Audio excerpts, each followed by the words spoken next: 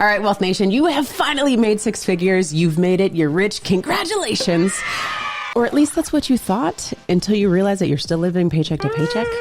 Yeah, six figures sound like a flex until rent, taxes, car payments, student loan, groceries, and that one Target run that started with toothpaste ate up your whole paycheck. Oh, yeah, we know that very well. So if you've ever looked at your bank account and thought, where is my money? This video is for you. Right, so let's break down why earning six figures still feels like you're broke, and more importantly, how you can change that. Absolutely. All right. So let's have a conversation, right? So back in the day, back in the 90s, making $100,000 felt like you were really balling out of control. You had houses, you had multiple cars, maybe you were taking vacations frequently, and you had no financial stress because you had some wiggle room in there, right? Yeah, it felt like the standard, because I remember as I was getting ready to go to college, I was looking up jobs as to, what I want to go to school for. And I was like, okay, if I can make six figures, that's it. That's it. I'm good. I made it. Like you hit the draft. The NFL. The NFL draft. To be clear. Now, 2025, six figures may mean that you can buy like guacamole at Chipotle. Not the guac. But that's if you're lucky, though. That's if you're lucky. We always need the guac. All right. So the truth is, family, is like $100,000 doesn't stretch the same way it used to because of inflation, the rising cost of living, and taxes. And today, $100,000 actually really feels more like $50,000 from back in the day. Oh, man. If we could just start with taxes. Taxes are eating you alive. First off, Uncle Sam is your business partner, whether you like it or not. Silent business partner, yeah. It doesn't feel silent. Because so here's the thing. If you make $100,000 after federal, state, and local taxes, you might bring home $65,000 or less, depending on what state you live in. So that's a huge chunk of money that you went out there and worked for that you don't even see, that you don't even realize. That's a huge point that you're saying that, because like when you think about six figures on paper, right, and then when you go to spend the six figures that's in your bank account, there's a big delta that actually gets deposited. So the six figures you think you're spending is really, like you said, more like 65,000, depending on your income bracket and all of that. So from the get-go, there's already a different story that we need to tell ourselves.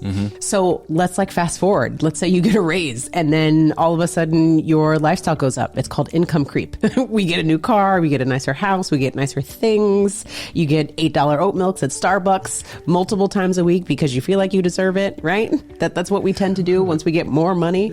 Yeah, wrong. Right? No, wrong.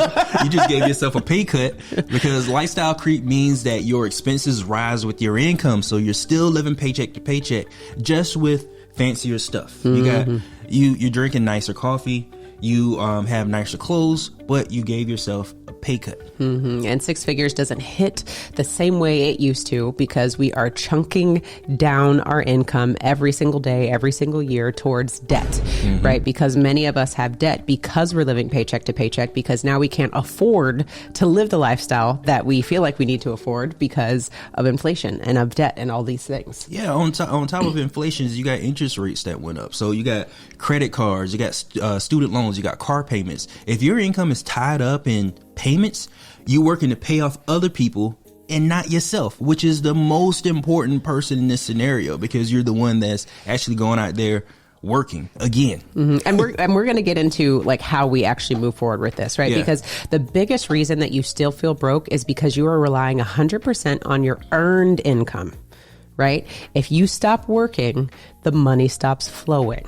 That's what earned income is. I have to earn money, because if I don't go earn it, it ain't happening. And that's the trap that most people end up in. That is exactly the trap that most people end up in, because when your income is linear, but your expenses are reoccurring, no passive income means no financial breathing room. Exactly. So this is how we get out of the problem. Let's talk about the solution. So how do we make six figures actually feel like six figures, Darius? How do we make that happen? Well, the most important thing is to, of course, pay yourself first. Most people pay taxes, bills, debt, and then they save what's left over. What we have to do is flip that and pay ourselves first, automate our savings, and invest before paying anyone else. Because what this allows us to do is we become the main priority. Our lifestyle is what's left over, and when we have to make cuts, we make cuts at the bottom. Yeah, so let's put this up on the screen so that you see the visual, right? So what happens is we have our income, and we're talking primarily for a W-2 situation, right? We have our income, then the first things that happens is our income is then taxed. And then if there's a benefit package that we have at work, the money comes out for our 401ks, for health insurance, life insurance, whatever it is, you name it. And then what's left is what gets deposited into our bank account, right? So that's our paycheck. So then from our paycheck, what we're going to typically pay in order is our housing, our utilities, our transportation, groceries, our subscriptions, our debts that we actually have. And then what happens is at the bottom, you can put like our names in tiny little letters, is us paying ourselves, meaning us saving money. Because typically from an American cultural standpoint, we tend to pay ourselves last. And that's the problem. The problem in America is that we tend to pay ourselves last instead of prioritizing ourselves and putting ourselves on the top. So what needs to happen, Wealth Nation, we're going to talk through this today, is once you get your paycheck, taxation is applied, your benefits are taken out, the very next person that needs to get their cut is you. That's what we call paying yourself first. So the minute your paycheck drops into your bank account, you need to get paid first. You're going to allocate a specific amount of money to yourself, and then you pay your bills. Right. And I think a lot of it, when we think about the trap, is the perception of doing well. Because in the United States, we are probably the number one consumers. And, probably. Well, we are the number one consumers. And when we think about everything that we're being advertised to, we want to have that perception of doing well rather than actually doing well. So if we take a look at like how you use your income to actually buy assets, a lot of people use their income to buy those things that you were talking about. But that makes people that gives them a perception of doing well rather than actually doing well. So when we think of the stock market, when we think of real estate, when we think about buying life insurance that grows cash value, your money should be making money while you sleep. But that is a form of creation, which is the opposite of consumption. Ooh, you speak on that. Yeah, yeah, exactly. So what's happening with our income is instead of us creating, we're consuming. And that's how we fall back into this paycheck to paycheck trap. Over and over again. And by the way, we're preaching to the choir because we have been in many instances when we were getting our W-2s, and even as we were starting our business, where we could look up and we're like, where did the money go? And it's because of exactly what I illustrated to you. At least that was our story. Your story may be different, but we were not prioritizing the amount of money that we were paying ourselves first. Because here is really what happens. When you pay yourself first and you start to grow your savings is the seeds, or are the seeds, that you need to plant so that they can be harvested for more money. The savings is what you're going to use to buy your cash value whole life insurance. It's going to be used to buy those investments so that your money can go out and make money. But if we're too busy consuming and taking all of our income and dumping it into our housing, utilities, transportation, this, that, and the other, that's why we're never able to move from the paycheck to paycheck rat race, because we never have enough money left over to invest, to harvest, to do anything, because now life is just too expensive. All right. So before you swipe your credit card, ask yourself, is this an asset or a liability? Will this make me money or cost me money? Now we have to do some really a deep dive into soul searching, because this information isn't going to be taught in school. You've never heard anybody in your university talk about paying yourself first and things of that nature. We have accounting class, but they don't talk about it. No. So what you have to do is, in your sphere of influence, like Carmen and I, we're a team. And there's times when I actually want to spend money that I shouldn't. There's times when Carmen wants to spend money that she shouldn't, but we have each other's back. Who in your life has your back when it comes to finances? Finances is something that we don't talk about as often as we should, because it's a big secret, because we want to have that perception again of doing well instead of actually doing well. We fight for the perception instead of the actual reward and the gains. There it is. Yeah. We'll fight for our truth rather than the truth. Oh, there we go. I love that. And one thing that I wanted to expound on is what you were saying as far as like going back to the creation point and recognizing that when we do pay ourselves first, we're allowing ourselves to, and we're giving ourselves the permission to have a better life. Yeah. If we don't pay ourselves first, then we're not allowing ourselves to have that better life. We're prioritizing everyone else besides ourselves. Yeah, and one thing I was thinking about, like if you don't pay yourself first, that's zero, and a multiple of zero is always zero. But if you at least pay yourself something over time, when you multiply that, you will have more than what you would have if you didn't do anything at all. So what that does is it creates a habit of abundance rather than the habit of lack that we tend to end up in when we're in this trap of having one stream of income. Yeah. And what I can hear from, somebody watching this video is like, hey, Carmen and Darius, if I don't have any money left over, how in the world am I going to make this work? Well, I'm glad you asked that question. Thank you so much for throwing it my way because I heard it loud and clear. That's the problem in itself, right? Well, what I was going to say is the unconscious consumption.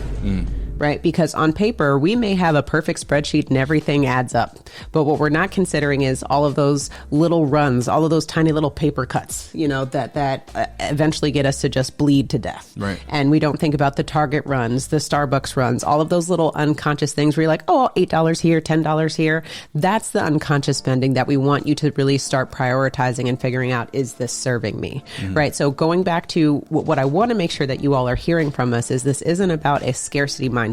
This is about creating awareness in your financial journey so that you can prioritize the things that are important to you instead of the other way around. Because the reason why you're living paycheck to paycheck is because there is lack of prioritization in the goals and the things in which you want to accomplish. You're just spinning, and you're not looking up and taking inventory of what's happening. So by paying yourself first, start with $100, right?